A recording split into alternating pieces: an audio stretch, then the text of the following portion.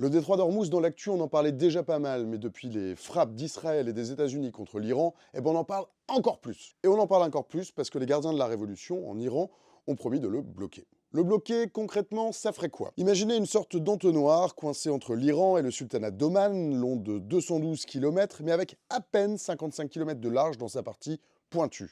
La partie pointue de l'entonnoir, donc. 55 km, c'est pas grand-chose, mais c'est par là que passe chaque jour 20% du pétrole mondial. Alors pour les passes d'Aran, pour les gardiens de la révolution iraniens, bloquer complètement le détroit d'Ormuz, ça n'est pas vraiment possible. Ça suppose des moyens militaires dont l'Iran ne dispose pas. Par contre, ce qu'ils peuvent faire, c'est compliquer la navigation, décourager les passages de pétroliers par le détroit d'Ormuz. Et si le pétrole passe moins, il devient plus rare. Et s'il devient plus rare, il devient mécaniquement plus cher. Le problème, c'est que si les bateaux ne peuvent pas passer par le détroit d'Ormuz, ils doivent contourner l'Afrique.